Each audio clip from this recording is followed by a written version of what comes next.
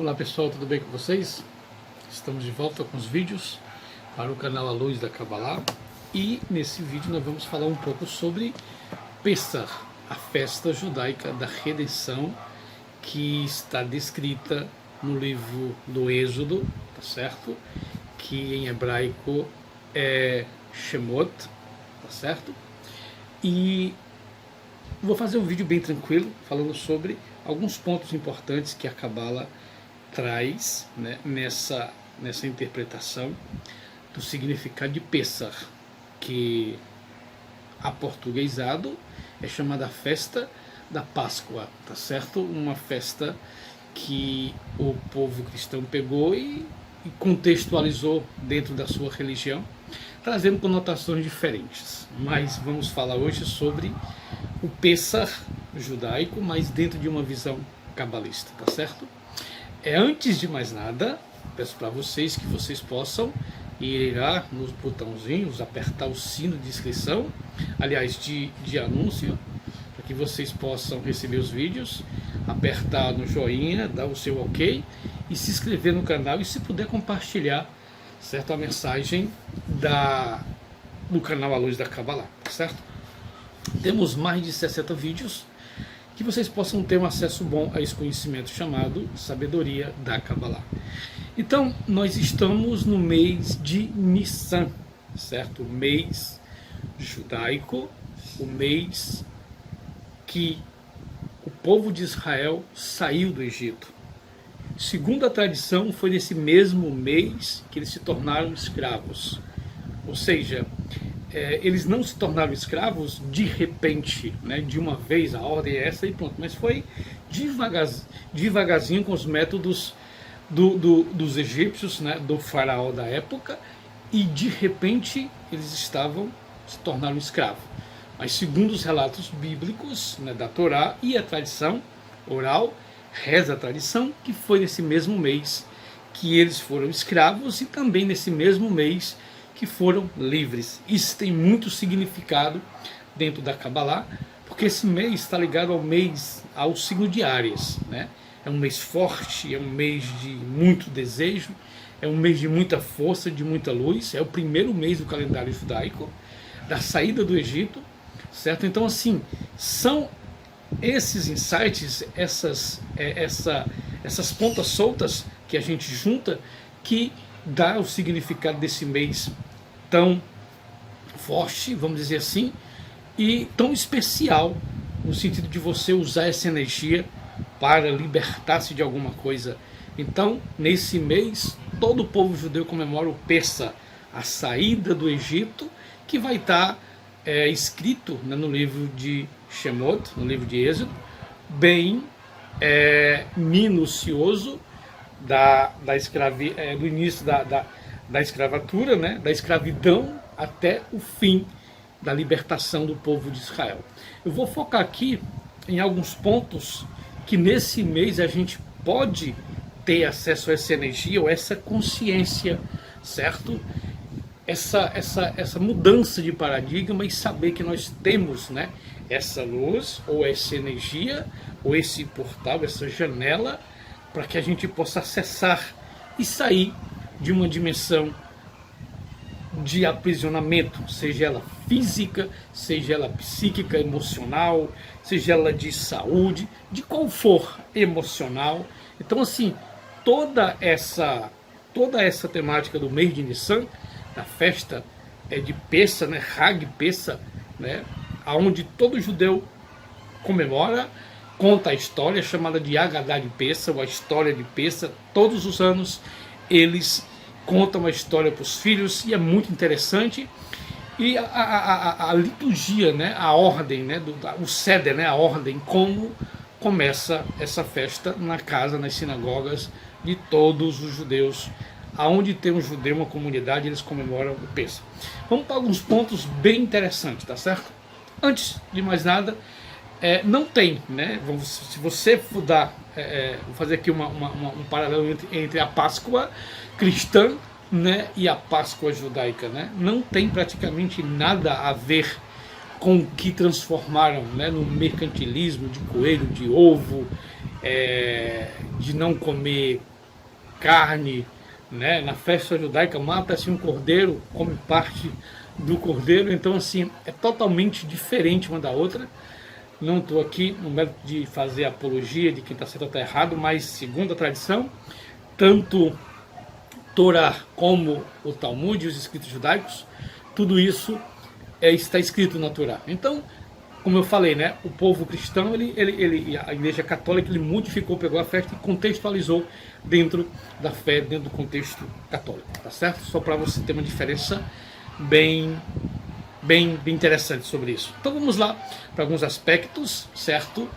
Desse vídeo que estou fazendo aqui, para a gente ter uma noção do que eu posso receber nesse mês, né, através de uma meditação, através de estar praticando alguma coisa, ou saindo de uma consciência de prisão para uma consciência de liberdade. Olha só que interessante. Nissan, Rodesh Ha'aviv, o mês da redenção. Então esse mês tem essa simbologia de você ser, vamos dizer assim, salvo, ser absolvido, ser liberado, ter uma redenção de algo que você está passando, de algo que você criou, de algo que você está há muito tempo tentando, vamos dizer assim, sair de um vício, de uma amizade, de qualquer coisa negativa. Esse mês dentro do calendário judaico é um mês que comemora-se isso, e quando fala-se muito de uma coisa, aquilo cria um poder, cria uma energia, e você pode estar, vamos dizer assim, tendo acesso a isso, tá certo? Olha só que interessante. O primeiro mês do calendário judaico chama-se Rodesh Haviv, o mês da primavera. O Talmud se refere a esse mês como Nissan. Outro nome dado a esse mês, pelos nossos sábios, é o mês da Geulah, redenção. A palavra Nissan tem uma ligação com a ideia de milagres. Essa conexão se revela quando cumprimos Pessah e celebramos a libertação e a redenção do povo judeu. Nós estamos sempre nos aprisionando e, ao mesmo tempo, nos libertando de algo. Cada vez que eu escolho uma coisa, eu estou abrindo uma possibilidade. Cada vez que eu escolho uma coisa, seja ela positiva ou negativa, no meu entendimento, eu estou abrindo uma porta para uma prisão, saindo de um conceito, indo para outro. Então, a nossa luta, a nossa alma, a nossa consciência está sempre nessas duas dimensões. Estou numa condição onde não estou me sentindo bem, preciso sair dessa condição, eu estou aprisionado e de repente eu tomo uma escolha, tenho liberdade para isso e estou saindo daquela dimensão e entrando em outra. Quando eu entro, armo todo o parâmetro do que aquilo, né, vai servir para mim, eu estou fechando, estou me aprisionando de novo.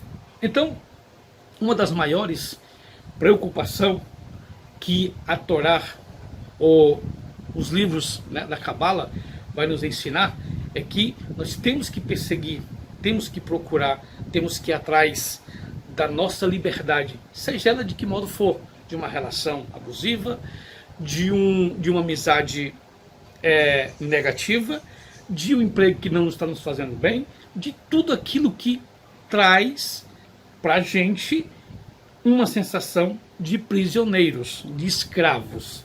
Então, às vezes, estamos em um ambiente e não percebemos que estamos sendo escravizados por alguém, ou até por uma filosofia religiosa, não importa. A gente, devagarzinho, a gente vai percebendo que isso não está nos fazendo bem. Então é momento da gente entender de que resta, né, tomar, vamos dizer assim, condição, a nossa força, entender que aquilo não presta para a gente. Então, dentro do conceito da Torá, o povo de Israel foi para o Egito para uma necessidade, para livrar-se da fome que ali assolava, tá certo?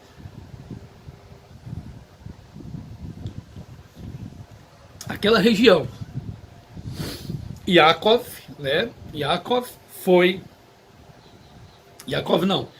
Yosef foi vendido pelos irmãos. Isso começa bem lá em Gênesis, né, lá em Bereshit. Depois A história desenrola no Êxodo e Shemot. E aí, para resumir, a questão, eles foram para lá não com a intenção de ficarem lá para sempre. Só que, como o ambiente fora do Egito era hostil, a fome estava assolando, eles ficaram lá e nos primeiros anos tiveram, sim, uma regalia, tiveram um conforto. Yosef, né, estava vivo, né, o filho de Jacob, o pai das tribos, né, o terceiro patriarca. Então ali houve um local de estabilidade, de segurança, e tudo bem. Só que a ordem era para sair de lá, né, e voltar para a terra, buscar a terra, ir para Canaã, tá certo? E de repente Yosef morre e, segundo alguns relatos, não era o mesmo faraó que governava com Yosef, sim outro. Há uma divergência sobre isso, se era o mesmo, se não era. Não venho aqui falar sobre isso. Aqui é a questão da consciência de se aprisionar e de se libertar. Então, nesse estado que estava o povo de Israel, estava tudo tranquilo. Depois que aconteceu a morte de Yosef, depois que entrou outro governante, faraó, e aí começou a levantar-se boato de que o povo de Israel estava crescendo demais e que, se deixasse, o povo ia criar um motim e ia derrubar o governo, ia governar e escravizar os egípcios, algo que jamais aconteceria. Então houve esse lachon hará da parte dos governantes, e aí começaram a aumentar o trabalho, e começou-se a escravização quase que imperceptível, e se tornou no que se tornou. Então o que a gente tende a aprender?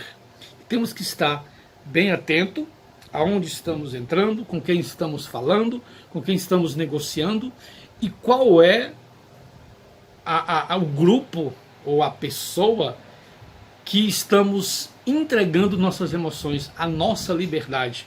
Porque depois que a pessoa, né, narcísica, né, quer ter uma possessão de você, você começa a ser escravizado inconscientemente. Então, para sair de lá, existe uma grande dificuldade. Existe na Cabala níveis de impurezas, né? O nível mais alto é 50 graus de impureza. Segundo a Cabalá, Israel estava tão escravizado, tão distante da luz, que esse nível de impureza, certo, chegou a 49, quase que sem retorno. Então, por que, às vezes perguntam por que o Eterno tirou o povo de Israel tão rápido de lá? Porque essa escravidão, que aparentemente começou light, leve, imperceptível, ficou tão densa de um jeito que foi preciso um ato de milagre, a intervenção do Criador em tirar o povo de Israel de lá. Olha só que interessante esse texto que eu vou ler aqui sobre os níveis de impureza que a gente tem e como ele é sutil. Olha só, os 50 níveis de santidade. Nissan começa com a letra Nun, que é igual a 50.